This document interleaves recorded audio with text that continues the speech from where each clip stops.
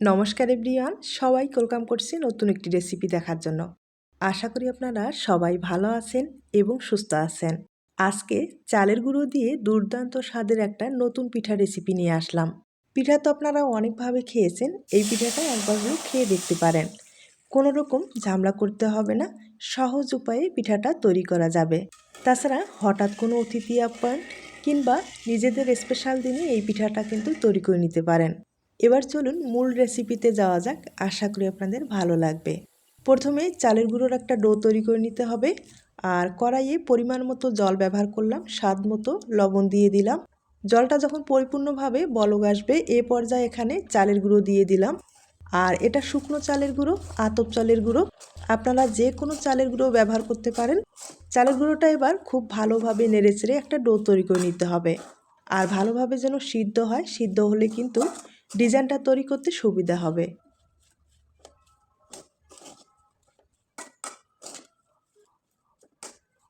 এবার ডোটাকে একটা প্লেটে আমি ঢেলে নিব। আর এখন খুব ভালোভাবে মথে নিতে হবে, একবারে সফট একটা ডো তৈরি করে নিতে হবে। আর ডোটা কিন্তু অনেকটাই গরম রয়েছে, তার জন্য হাতে ঠান্ডা জল লাগিয়ে আমি ডোটাকে ভালোভাবে তৈরি করে নেব। ডোটা যত ভালোভাবে মথে নেওয়া হবে, পিঠার ডিজাইনটা কিন্তু ততটাই ফুটে উঠবে, দেখতে ভালো লাগবে।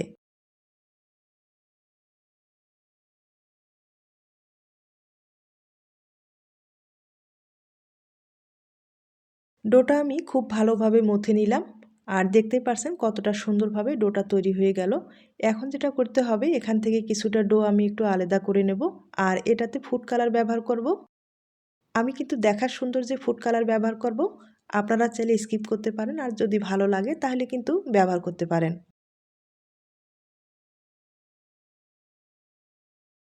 এখন পিঠার ডিজাইনটা তৈরি করে দেখিয়ে দিচ্ছি। পিঠার ডিজাইনটা তৈরি করার জন্য ছোট্ট লিচি নিলাম। আর বেলে নিব, যতটুকু সম্ভব কিন্তু পাতলা করে বেলে নিতে হবে। আর বেলার সুবিধার্থে আমি কিন্তু চালের গুঁড়ো ব্যবহার করলাম। এই রুটিটা আমি আবারও বলবো, পাতলা করে কিন্তু বেলে নিতে হবে।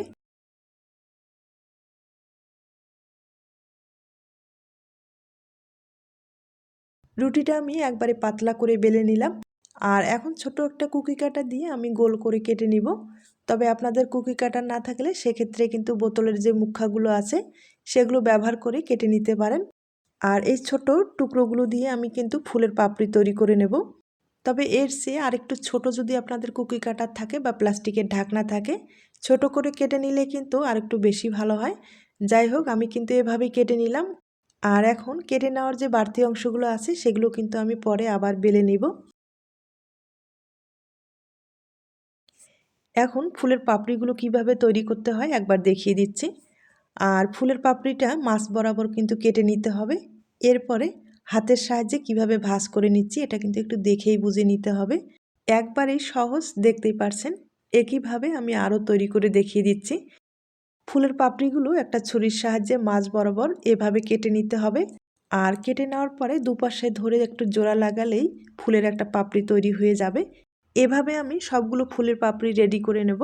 আর এই পাপড়িগুলো তৈরি করতে বেশি সময় লাগে না, শুধু একটা ছোট্ট ডো নিয়ে কিন্তু রুটির মতো বেলে নিতে হবে। আর যতটুকু সম্ভব পাতলা করে বেলে নেওয়ার পরে ছোট্ট একটা প্লাস্টিকের ঢাকনা অথবা কুকি কাটা দিয়ে আপনারা কেটে নিতে পারেন। তাইলে খুব তাড়াতাড়ি ফুলের পাপড়িগুলো কিন্তু তৈরি হয়ে যাবে। আর একইভাবে সবগুলো পাপড়ি আমি তৈরি করে আপনাদের দেখিয়ে দিচ্ছি।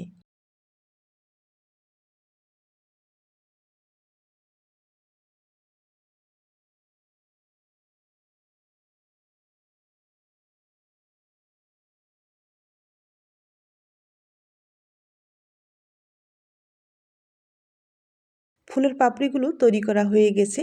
আর একইভাবে আমি কিন্তু আরও কিছুটা তৈরি করে রেখেছি। এগুলো এখন পিঠার ডিজাইনটা তৈরি করে দেখিয়ে দিচ্ছি।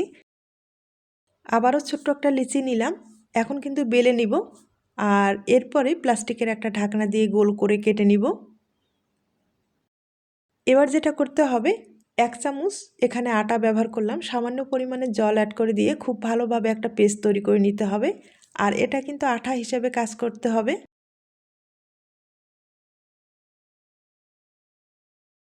আটার পেস্টটা আমি তৈরি করে নিলাম। এবার ডিজাইনটা তৈরি করে দেখিয়ে দিচ্ছি।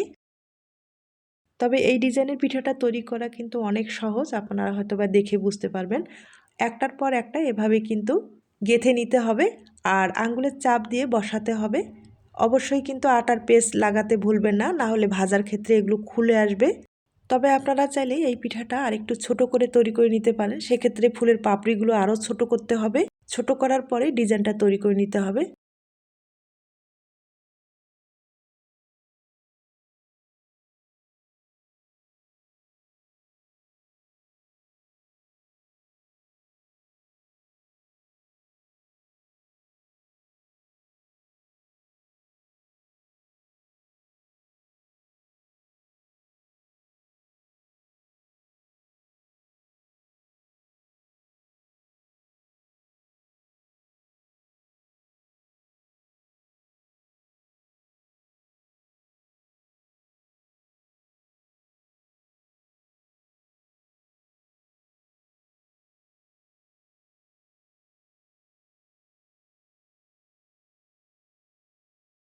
দেখতেই পাচ্ছেন আমি কিন্তু ফুল পিঠাটা তৈরি করে নিলাম।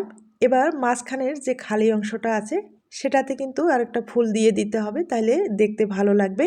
আমি একটু লম্বালম্বি করে পাতলা করে বেলে নিব। আর বেলে নেওয়ার পরে এটা কিন্তু কেটে নিতে হবে।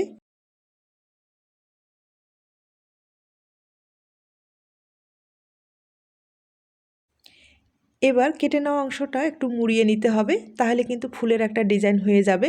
আর বাড়তি যে অংশটা কেটে আমি বাদ দিয়ে দিলাম। এবার ফুলের মাঝ বরাবর কিন্তু আটার পেস্ট দিয়ে বসাতে হবে, তাহলে পুরোপুরি ফুলটা রেডি হয়ে যাবে।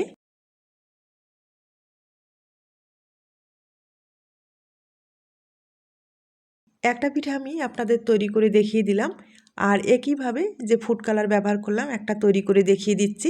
আমি কিন্তু কয়েকটা তৈরি করে নিলাম, দেখতেই পাচ্ছেন পিঠাগুলো দেখতে কতটা সুন্দর হয়েছে। একবারে কিন্তু সহজ একটা পিঠার ডিজাইন। আপনাদের যদি ভালো লেগে থাকে এই ডিজাইনের পিঠা আপনারা খুব সহজেই তৈরি করে নিতে পারেন। শুধু পাপড়িগুলো কিন্তু একটার পরে একটা এভাবে গেঁথে দিতে হবে, আর এভাবে গেঁথে দিলে পিঠাটা দেখতে কিন্তু অপূর্ব লাগবে। সম্পূর্ণ তৈরি করার পরে আমি আপনাদের দেখিয়ে দিচ্ছি। এই পিঠাগুলো আপনারা চাইলে কিন্তু পুরো বছর সংরক্ষণ করে খেতে পারেন। তার জন্য যেটা করতে হবে, পিঠাগুলো তৈরি করার পরে ভাপিয়ে নিতে হবে। প্রায় 4 হতে 5 মিনিটের মতো ভালোভাবে ভাপিয়ে নেওয়ার পরে রোদ্রে শুকাতে হবে। আর রোদ্রে শুকালেই কিন্তু আপনারা পুরো বছর সংরক্ষণ করতে পারবেন। তবে হ্যাঁ, এই পিঠাগুলো কিন্তু আপনারা চাইলে একটু পাতলা করে তৈরি করলে পুরো বছর ভালো থাকবে।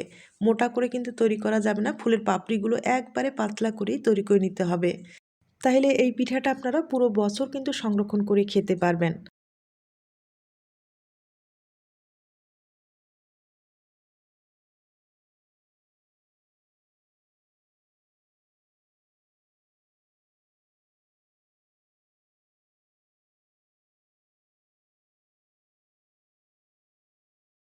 আমি আপনাদের 2টা পিঠা তৈরি করে দেখিয়ে দিলাম। দেখতেই পাচ্ছেন পিঠাগুলো কতটা সুন্দর হয়েছে।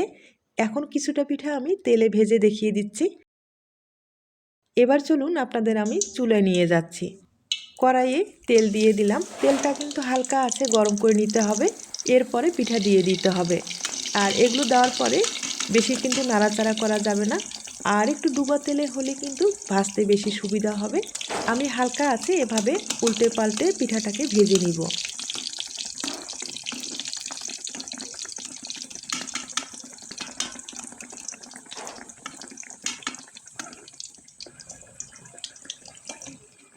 পিঠাটা আমি হালকা আছে একবারে মুচমুচে করে ভেজে নিলাম। আর কালারটাও ভালো এসেছে, দেখতেই পারছেন। আর একটু আমি নেড়ে চেড়ে পিঠাটাকে তুলে নিব।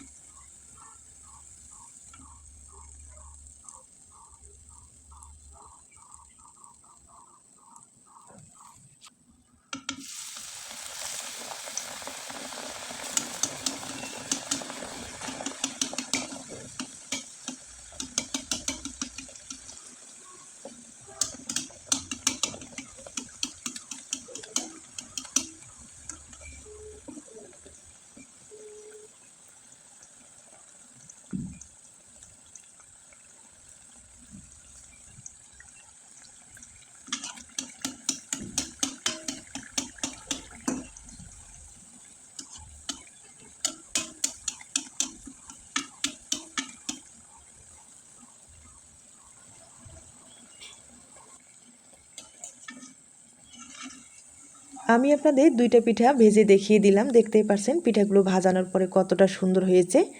আর যে ফুড কালারগুলো ব্যবহার করলাম, একটা পিঠা আপনাদের ভেজে দেখিয়ে দিচ্ছি।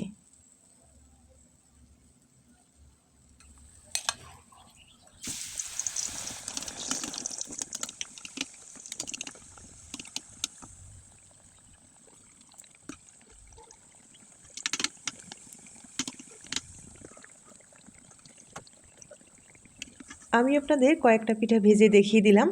আর এখন কিন্তু গুড়ের শিরা তৈরি করে নিতে হবে। এই পিঠাগুলো শিরা ছাড়া খেতে ভালো লাগবে না, তাই অবশ্যই চিনির শিরা অথবা গুড়ের শিরা আপনাদের পছন্দ মতো শিরা ব্যবহার করতে পারেন।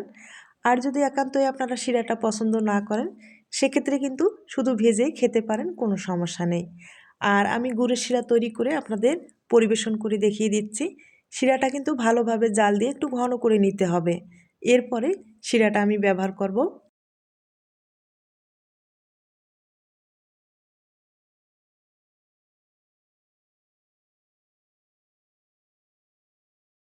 গুড়ের শিরাটা আমি ভালোভাবে জ্বালিয়ে নিলাম, আর অনেকটা ঘন হয়েছে দেখতে পারছেন।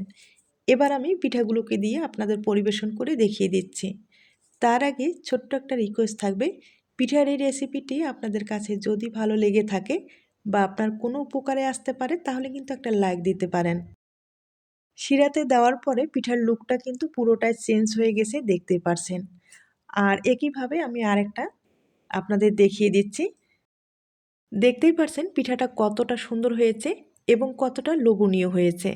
আপনাদের যদি ভালো লেগে থাকে, ঈদে কিন্তু স্পেশাল এই পিঠাটা রাখতে পারেন, কিংবা হঠাৎ অতিথি আপ্যায়নে ঝটপট এই পিঠাটা তৈরি করে দিতে পারেন।